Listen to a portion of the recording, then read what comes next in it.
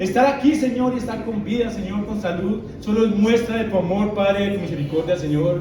Gracias, Padre, por tu palabra. Gracias porque a través de ella, Padre, podemos ver cómo tú nos transformas, Señor. Y estamos seguros, Padre, que esta noche, Padre, tu palabra, Señor, nos va a cortar profundamente, Señor. Y vamos a salir por esa puerta, Señor, no igual que como llegamos, sino, Padre, convencidos a hacer tu voluntad, Señor, y estando dispuestos a ponerla en práctica en nuestras vidas, Señor. Y así ver, Padre, que tu voluntad es buena, es agradable y es perfecta, Señor. Gracias por este tiempo, Padre. Por favor, envía tu Espíritu, Señor, que hable por mí, Señor, que hable por Cristian, Padre. No queremos hablar opiniones, Señor, sino queremos proclamar tu palabra aquí con poder, Señor. Gracias por este tiempo, Señor, y todo te lo oro muy agradecido en el nombre de tu Hijo amado Cristo Jesús. Amén.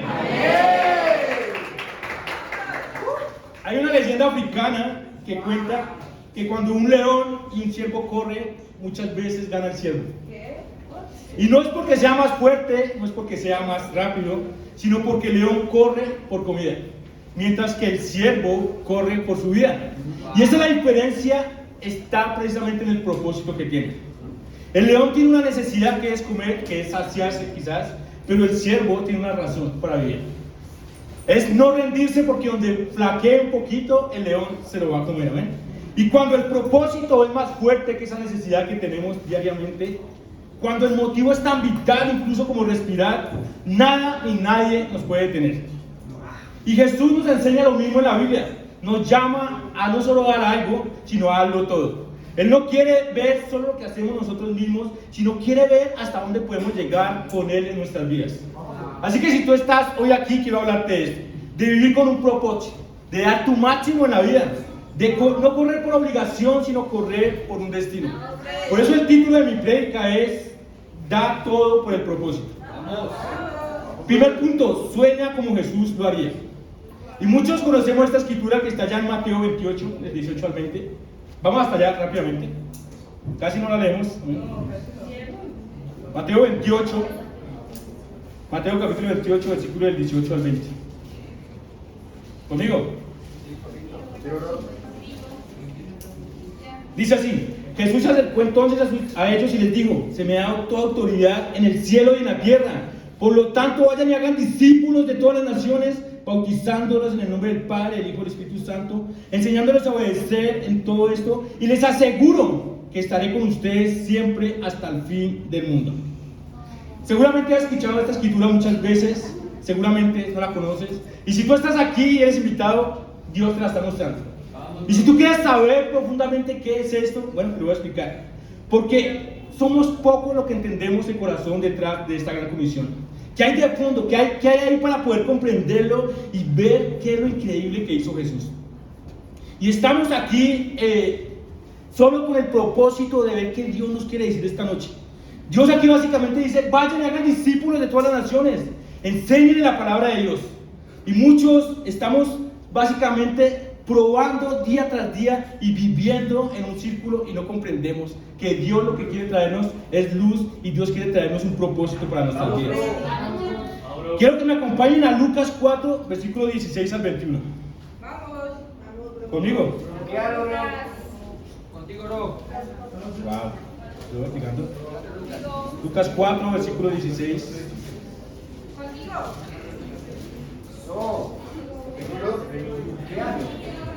Dice así, Lucas 4, versículo 16 al 21.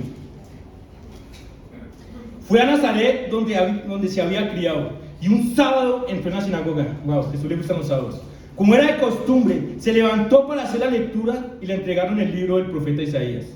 Al desarrollarlo, encontró el lugar donde está escrito: el Espíritu del Señor está sobre mí, por cuanto me ha ungido para anunciar las buenas nuevas a los pobres.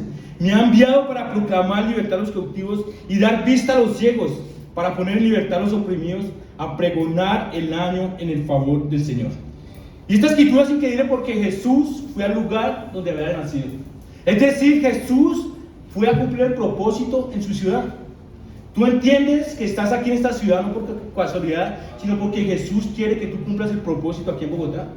Y si tú no eres de Bogotá, Jesús quiere que tú vayas a Tumaco, no sé, de donde eres tú, y cumplas el propósito allá en tu tierra. ¿Tú tienes la convicción que realmente este es el año del Señor? Vamos, bro. Luego Jesús enrolló el libro y se volvió y se sentó las personas y comenzaron a mirarlo. Wow. Todos los que estaban así en la sinagoga estaban mirándolo detenidamente. Así como ustedes me están mirando a mí, amén. Y Jesús decía, wow, esta palabra se cumple hoy frente a ustedes. ¿Qué hacía Jesús para que ese sueño fuera controversial? Apropiarse de la misión. Jesús dijo, yo tengo que ir a Nazaret porque allá van a ser mi propósito. Jesús fue a donde se había criado. Jesús inicia la lectura diciendo, el Espíritu del Señor está sobre mí. ¿Para qué? Para anunciar las buenas nuevas a los pobres. Jesús comprendía que había sido elegido por Dios para anunciar las buenas nuevas a los pobres. Tú como discípulo tienes claro ese propósito. Tú como invitado que estás aquí tienes claro que Dios te está llamando a brindar un estudio bíblico para que tú comprendas ese propósito del que Dios está hablando aquí. Y qué oportunidad tan increíble. No sé cómo te sientes tú cuando te escogen para jugar de primera, ¿no? Están ahí haciendo los equipos y wow, yo quiero a David, yo quiero a Cristian en mi equipo. Es como, eso se siente bien. Dios nos escogió a nosotros. Tú comprendes eso. Jesús finaliza la escritura diciendo, me ha enviado a proclamar libertad a los cautivos, a dar vista a los ciegos, a poner en libertad a los oprimidos. Jesús comprendía que en el fondo de su corazón las personas sufrían. Él se movía por compasión.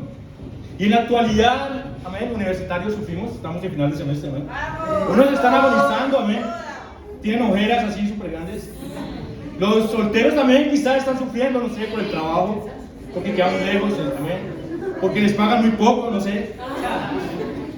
Y podemos pensar que sufrimos por cosas vanas incluso. Es que duré un día sin Netflix. Qué sufrición. Es que me tocó irme en Transmilenio y olía inmundo, olía chucha, pecueca, todo olía ya. Increíble. Tengo que madrugar a las 9 para tener mi tiempo con Dios. A madrugar a las 9 del mediodía, ¿eh? Pero Jesús comprendía que el sufrir era estar rodeado de dolor y no hacer nada para aliviarlo. Tú sufres cuando ves personas pasando en la calle y comprendes que no conocen a Dios. Jesús sufría por ver a los perdidos y ver personas que no movían un dedo para guiarlos. Sufrir es vivir lejos de Dios y no comprender la verdadera vida que está en Dios. Sufrir es perder el tiempo en cosas banales, cosas triviales y olvidar el propósito que es Dios. ¿Tú sufres por eso? Aunque sea lo has pensado o estás encerrado en tu burbuja y solo preocupándote por ti mismo. Porque Jesús vino a pensar en los demás. ¿Cuán diferente sería nuestro día a día si nos apropiamos de la misión? ¿Cuán diferente sería si nos apropiamos de las universidades? De tu facultad. ¿Cuántos discípulos más no habrían en la Universidad Nacional? En la Javeriana, en la Tadeo, en la Incital, donde sea. ¿Cuántos discípulos no habrían en el lugar donde trabajas?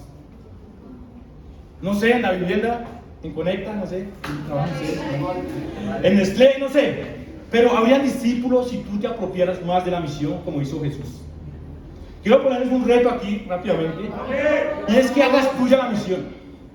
Para el próximo evento de la iglesia, procura y esfuérzate por llevar los invitados. Pero no lo hagas porque yo te lo digo, sino porque tú comprendes que Dios sufría por ver personas allá afuera andando sin rumbo. Porque están sin Dios, y si tú estás sin Dios no puedes vivir feliz. ¿Están conmigo? Sí. Segundo punto, sueña convirtiendo lo malo en lo bueno. Vamos a una escritura increíble que está en Hechos 14. Amén. ¿Están anotando el verso? Hechos 14, versículo del 1 al 3.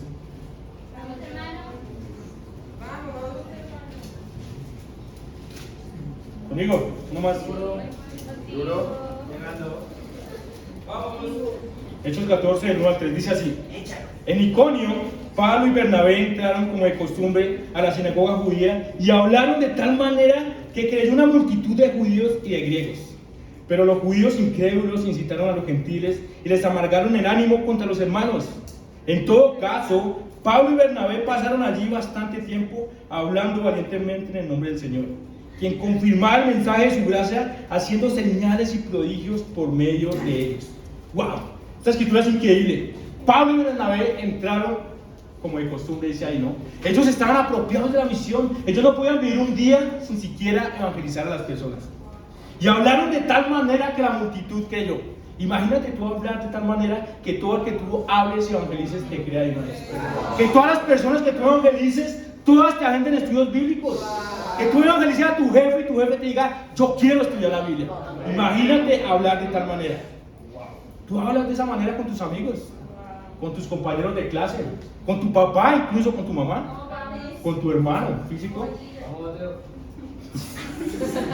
Imagina la situación en esa sinagoga, la situación tan tensa, personas como estos manes que están hablando, y comenzaron a perseguirlos, y comenzaron a hablar más de ellos, pero ellos ¿cómo siguieron? Ellos siguieron apropiándose de la misión, ellos no se callaron. Pablo y Bernabé pasaron allí bastante tiempo hablando valientemente en el nombre del Señor. ¿Y qué hacía Dios? Confirmar el propósito que ellos tenían con grandes milagros. Qué escritura poderosa, porque Bernabé se fueron porque ellos estaban allá. ¿Por qué tú viste donde un poco de gente que te va a mirar mal? Que va a hablar de ti a tus espaldas.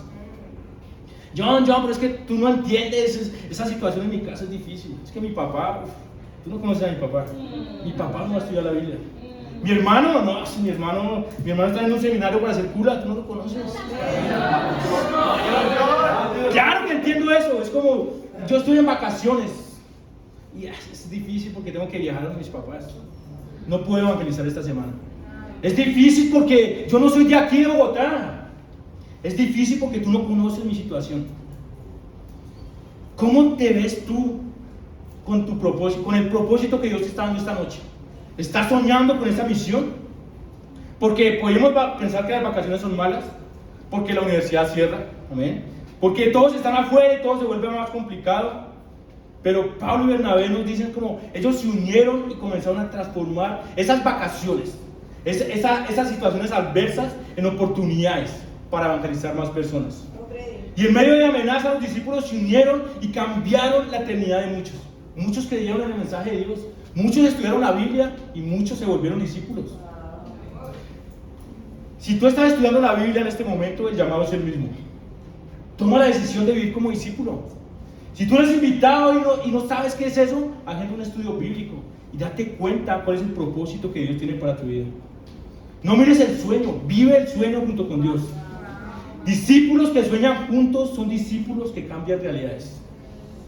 A lo largo de la Biblia se muestra cómo Dios quería discípulos capaces de soñar juntos. Vemos a Pablo y Bernabé, Pedro y Juan, Santiago y Juan, Pedro y Timoteo, hombres movidos con un mismo propósito. ¿Tú sueñas con evangelizar tu universidad? ¿Tus compañeros de clase? ¿Tu hermano físico? ¿Haces un esfuerzo mayor que solo soñar? ¿Solo anotar en tu cuadernito los retos que pone Danilo, que ponen en todas las prédicas? ¿Has hecho un esfuerzo de poner en práctica esto? Porque no tengo duda que al final de este año haremos lo posible por triplicar nuestras charlas bíblicas. El reino va a crecer 3 veces más. Porque situaciones difíciles lo que nos va a hacer es animarnos a nosotros más. No porque los discípulos sean increíbles, sino porque unidos con Dios vamos a ser invencibles. Alguien que me inspira en esta área es, ¿algunos lo conocen? Se llama Steven. Anoche tuve un tiempo con él y fue increíble. Recordar cómo con él, hace, 2 años estábamos en la universidad soñando con evangelizar a otras naciones. Soñando como, pongamos un reto para evangelizar ese hermano que tú le vas a dar todos los estudios, ese hermano que tú vas a discipular. Pongámonos un reto para llegar a nuestros padres y vamos a ir a sus casas y vamos a tener tiempos con ellos. Pongámonos retos prácticos para poder traer más almas aquí. Y estábamos soñando en cómo hacer discípulos de todas las naciones. Y hoy Steven está en Quito haciendo discípulos. Alguien hace unos años soñó que hubieran discípulos en Bogotá, donde no había nada. ¿Tú estás soñando eso? ¿Estás soñando que hayan discípulos en tu familia? ¿En tu universidad, en tu facultad incluso? ¿Estás soñando en que hayan discípulos donde no hay discípulos? En Tumaco, en Medellín, en Cartagena, en Cali, no sé, muchas cosas. Porque alguien soñó eso que era imposible. Hoy hay 180 discípulos en Bogotá. ¿Tú estás soñando por eso? ¿Entiendes el propósito de Dios? Porque faltan 38 días para que se acabe el año. Pero en 38 días se pueden hacer increíbles cosas. Si tú comprendes que no estás trabajando solo, sino que estás trabajando con la voluntad de Dios. En conclusión, hermanos, Hoy Dios nos llama a levantarnos, no a correr con todo nuestro corazón como ese siervo, sino a correr por nuestra vida. Hazlo todo por ese sueño que Dios nos puso. Hazlo todo por ese propósito que Dios nos dio. No podemos quedarnos en esa comodidad y mirar el sufrimiento de otros y no hacer nada. No podemos quedarnos y llegar día tras día a nuestras casas y ver a nuestros padres que están perdidos en deudas, que están agobiados por muchas cosas y no hacer nada por eso. No podemos llegar a nuestras facultades y ver a que los compañeros de nosotros están sumidos en el pecado, que están tomando, que tienen relaciones impuras, que no tienen a Dios en su vida. Dios nos está diciendo, corre con pasión. Entrégate con todo tu corazón, porque si tú das todo tu corazón, esa iglesia que tú ves hoy acá, no la vas a ver solo acá, la vas a ver en diferentes partes del mundo.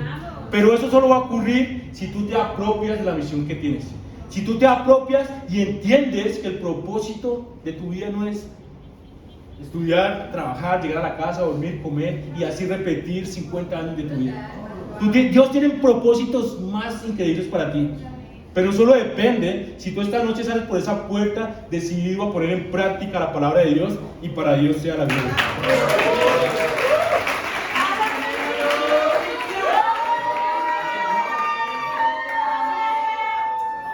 Amén. Escuchen ahí, sí, eso. Amén, familia. Buenas noches. Hoy vamos a hablar de cosas importantes, ¿ok? Hay personas, como ya escucharon, que les importa la comida. Hay personas que les importa cuánto van a comer. Como lo siguiente, son las que tienen una báscula. Sí, tal vez ocurre en las repúblicas, o las repúblicas quieren tener una báscula para ver si está distribuido bien la comida, si se hizo bien. Personas que les importa eso, hay muchos que quieren tal vez. Hay personas que les importa comer por un precio no muy alto, pero comer bien, como esas señoras lasañas. ¿Cuánto creen que valen esas lasañas? Eso tiene cara de que valga, era como una cosa así, como muy grande, eso tiene cara de valer como 40, 50, pero ahí eran como 20. Es súper barato, es por aquí cerca, de hecho tengo un tiempo por aquí cerca, ¿ven?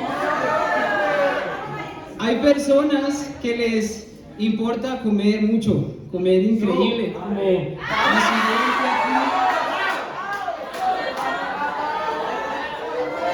Y es increíble, amén, ese arroz chino fue grandioso. Hay chop suey también. Tengo que enviarles lugares para comer, amén. Hay otros que les importa, bueno, la salud, la universidad. Hay otros que les importa pasar, hay otros que les importa pasar con una nota increíble. Hay otros que les importa ascender en el trabajo. Hay otros que les importa terminar la novela, terminar la serie, ver ese capítulo final. Y hay cosas que nos importan. ¿Cómo se ve eso en nuestras conversaciones, en nuestro día a día, en nuestro calendario, cuando estás solo?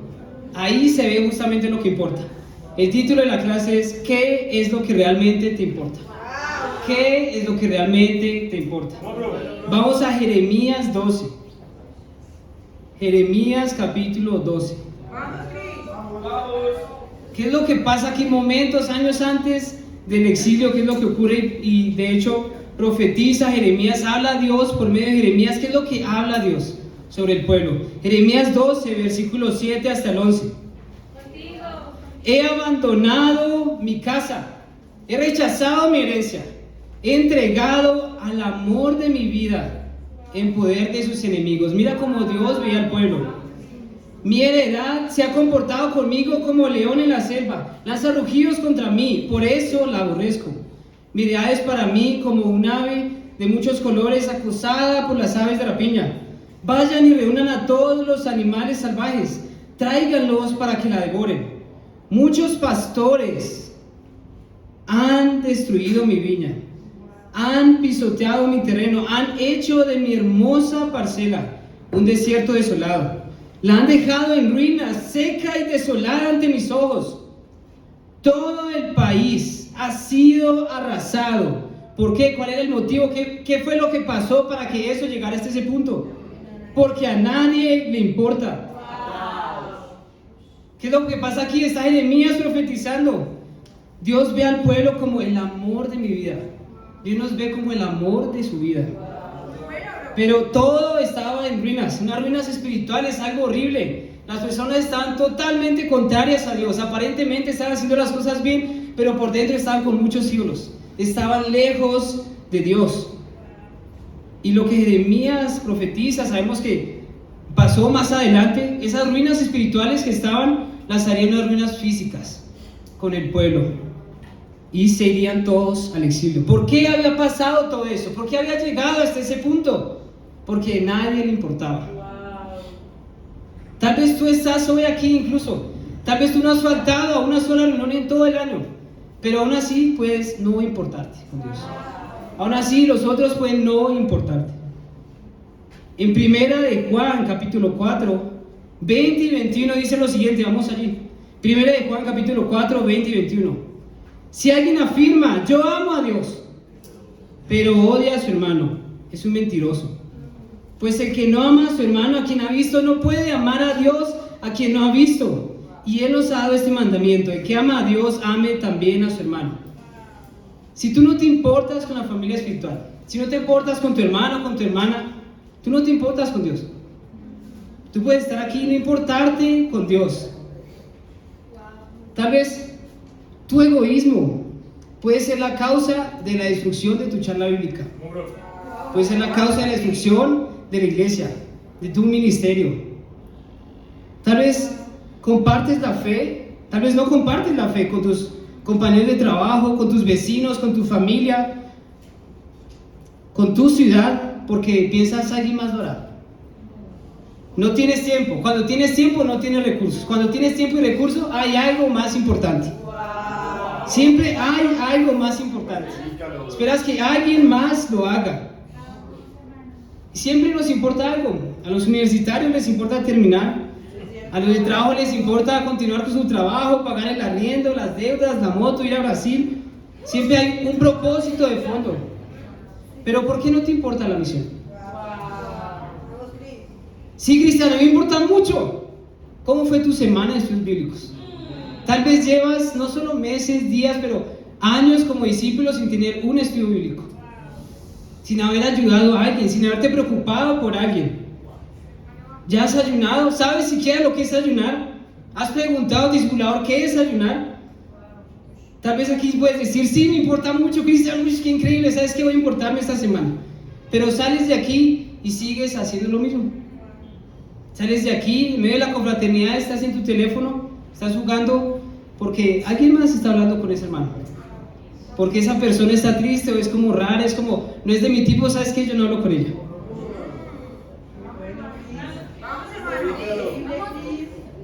Si la cosecha es abundante, no hay estudios, es porque no te importa.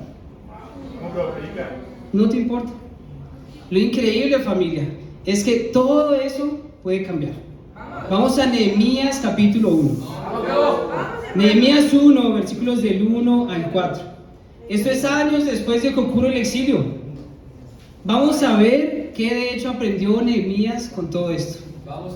¿Qué se podía hacer diferente para que la cosa no se repitiera cuando el pueblo volviera a Jerusalén? Nehemías 1, versículo 1 al 4. Estas son las palabras de Nehemías, hijo de Jacalías, en el mes de Quisleo, el año 20, estando yo en la ciudad de Susa, llegó Hananí, uno de mis hermanos, junto con algunos hombres de Judá. Entonces pregunté por el resto de los judíos que se habían librado del destierro y por Jerusalén. Ellos me respondieron: los que se libraron del destierro y se quedaron en la provincia están enfrentando una gran calamidad y humillación. La muralla de Jerusalén sigue derribada, con sus puertas consumidas por el fuego. Al escuchar esto, me senté a llorar. Hice duelo por algunos días. Ayuné y oré al Dios del cielo. Imagina todo lo que estaba pasando aquí. Nehemías, uno de los exiliados, se encontraba sirviendo al rey. Él estaba como copero. Y quiero darles aquí características de este cargo.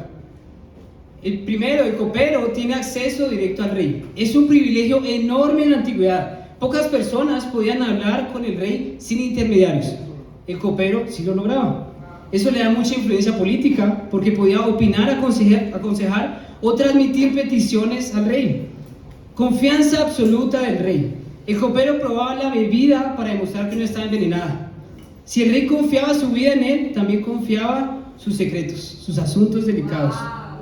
Posibilidades de ascender a cargos más altos, podían llegar a convertirse en administradores, gobernadores y consejeros. Buena posición económica. Recibían salarios altos, regalos del rey, ropas finas y posiblemente tierras o beneficios materiales. Protección legal y militar del palacio. Mientras estuvieran bajo el servicio del rey, estaban custodiados por guardias y gozaban de la inmunidad de la corte. Participaban en eventos exclusivos, banquetes reales, negociaciones, recepciones y rituales oficiales. Imagina llegar a ese punto de tener todo lo que tú quisieras, de tener todo a tu disposición, de tener influencia, de tener dinero, de tener incluso un terreno. Muchos aquí no tienen ni terreno. Yo no tengo, amén. Sería fácil para Nehemías olvidarse del pueblo, olvidarse de lo que estaba pasando. Yo estoy viviendo aquí mi vida de lo mejor. ¿Yo para qué voy a ir al pueblo? ¿Para qué voy a preocuparme por ellos? ¿Para qué voy a ir a Jerusalén? ¿Por qué? A él le importaba. En medio de todo eso, él comenzó a llorar, hizo duelo, ayunó y oró.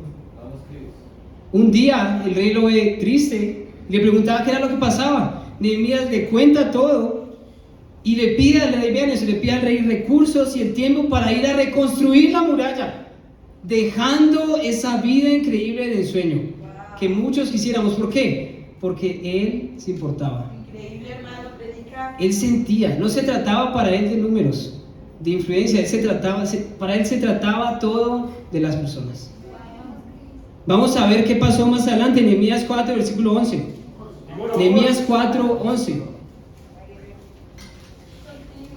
Y nuestros enemigos maquinaban, las cosas se pusieron difíciles. Les caeremos por sorpresa y los mataremos. Así haremos que la obra se suspenda. Algunos de los judíos que vivían cerca de ellos venían hasta 10 veces y nos advertían: los van a atacar por todos lados. La cosa estaba difícil, querían matar a Nehemías y a los que querían reconstruir la muralla. Pero después de eso, ahí Nehemías interviene. Versículo 13 dice: así que puse a la gente por familias, con sus espadas, lanzas y arcos, detrás de las murallas, en los lugares más vulnerables y desguarnecidos. Luego de examinar la situación, me levanté y dije a los nobles oficiales y al resto del pueblo: no les tengan miedo. Acuérdense del Señor, que es grande y temible, y peleen. ¿Por qué? Por sus hermanos, por sus hijos e hijas, y por sus esposas y sus hogares. Una vez que nuestros enemigos se dieron cuenta de que conocíamos sus intenciones y de que Dios había frustrado sus planes, todos regresamos a la muralla, cada uno a su trabajo. A partir de aquel día, la mitad de mi gente trabajaba en la obra, mientras la otra mitad permanecía armada con lanzas, escudos, arcos y corazas.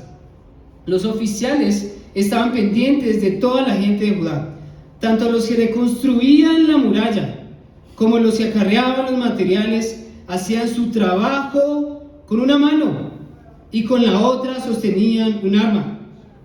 Mira eso, ¿cuál era la motivación de Nehemías? ¿Por qué él lloró? ¿Por qué ayunó? ¿Por qué se esforzó? ¿Por qué habló con el rey? Incluso con el riesgo de ser asesinado, con esa sodía de hablarle al rey. ¿Por qué? Porque él se importaba con las personas. Él se importaba con las personas, se trataba de su pueblo, se trataba de los suyos. Y eso mismo hizo Nehemías con el pueblo. No se trata de las murallas, se trata de su gente. Se trata de tu esposa, se trata de tu esposo, se trata de tu hijo, de tu hija, se trata de tu familia. Al final del día se trataba de lo suyo. ¿Tú entiendes que se trata de los tuyos? ¿Piensas en números o piensas en tu familia? ¿Piensas en números o piensas en personas? ¿Piensas en responsabilidades o piensas en sentir a las personas realmente? Esa persona que está a tu derecha, a tu izquierda, es tu familia. Es alguien que está estudiando la Biblia. Es alguien que es de tu universidad, que es de tu país, de tu nación. Y si no es de tu planeta. Pero es tuyo. Cuando entendemos eso, vamos a importarnos y no va a haber excusas. ¿Te importa esa persona?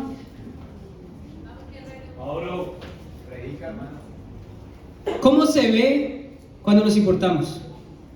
Tú preguntas. ¿Cuándo fue la última vez que preguntaste cómo estás? Y no es a quien discipulas, es a otro hermano. ¿Cuándo fue la última vez que preguntaste eso? ¿Has buscado sentir a las personas realmente? ¿O tu enfoque es dar el estudio? ¿Haces algo cuando sientes a alguien raro? ¿O eres indiferente y te alejas? ¿Invitas a tus hermanos a tu casa? Tal vez muchos no conocemos la casa de otros. Muchos. ¿Pasas un tiempo con ese hermano, con esa persona que está lejos? ¿Compartes la fe entendiendo que se trata de personas?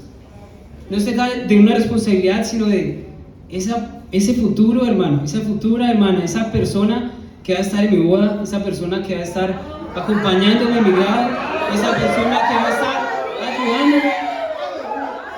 Bien, vamos solteros. ¿Discipulas entendiendo que se trata de una persona, no de una responsabilidad? ¿Entiendes que esa persona es el amor de la vida de Dios? No estás, ¿cómo se ve alguien que se importa? No estás en tu teléfono, en medio de devocionales, en medio de la confraternidad, en medio de los servicios, y no estás hablando con otros. Estás preguntando, estás ayudando, estás buscando cómo hacer que ese sueño del hermano se cumpla. ¿Sabes los gustos de tus hermanos, de tus hermanas? ¿Sabes identificar su estado de ánimo? Habla las cosas incómodas porque lo amas. ¿Te estás importando con la persona que está a tu lado? ¿Estás importándote con tu familia, con tus amigos, con los de tu trabajo? ¿Qué tanto te estás importando con otros? ¿Yo qué hacía abierto? Yo tuve prácticamente, esto es un tiempo con Dios que yo tuve hace poco, y vi que llevaba meses sin importarme con los demás. Yo pensaba en las responsabilidades, tengo que cumplir con el cyber, que las cosas salgan bien, tengo que cumplir con mis responsabilidades financieras, tengo que cumplir con mi evangelismo, pero no estaba importándome de corazón con las personas. Incluso hace poco una persona que estaba sola en el servicio, fue fácil para mí pensar, no sé, esa persona está sola, tal vez sea como rara, tal vez ya le hablaron, no quiere estudiar la Biblia, tal vez alguien más lo hará. Y me di cuenta que estaba siendo muy egoísta y no me está importando con las personas. Tuve ese tiempo y me aclaró muchas cosas. Aprendí a ver que se puede cambiar, se puede hacer las cosas diferente. Y hace poco estaba compartiendo con un hermano, pero lo notaba como ansioso, como inquieto, como que algo no estaba bien. Yo dije, bueno, en principio como, no sé, tal vez así el hermano o demás. Cada vez que continuaba, pero me detuve a preguntar, bro, ¿cómo estás? Porque te noto, no sé, ansioso, te noto. Y él comenzó a hacer abierto, bro, pasa esto, pasa lo otro, pasa lo otro. Ahí nos detuvimos, dejamos de compartir por un momento y fuimos a orar. Eso fue increíble porque salimos como renovados los dos. Y se sintió algo diferente, se sintió algo increíble. Pude sentir al hermano. Y eso para mí es algo muy valioso, es un tesoro. Y me di cuenta, de hecho, que hace mucho no hacía eso. Y antes era algo muy normal, como preocuparme por otros, buscar, pero perdemos el importarnos. Perdemos el importarnos. Y comenzamos a importarnos con algo más. Es increíble pensar cuando podemos importarnos cómo las cosas cambian. Es increíble pensar en Angie, que se esfuerza por quienes discipula todos los días. Angie López, amén. O Vale, que se importa con que en su trabajo lleguen más discípulos y haya una influencia, un impacto, y va a haber como conexión con Mercy para que hayan fundas. Es una locura, es lo que pasó con Nehemías. O John, que se importó con Tomás para que hoy estuviera en el servicio. ¿Qué es lo que realmente te importa? ¿Qué te importa hoy?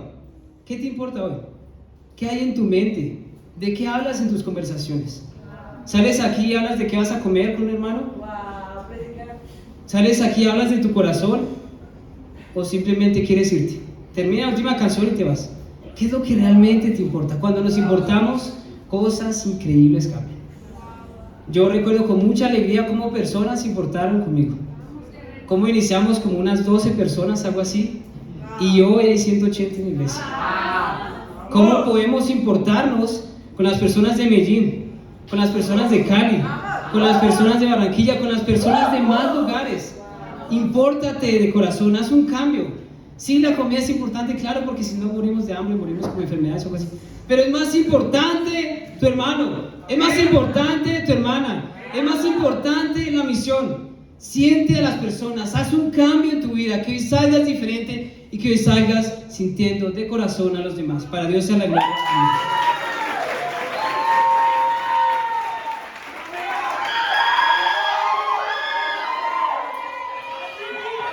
Amén.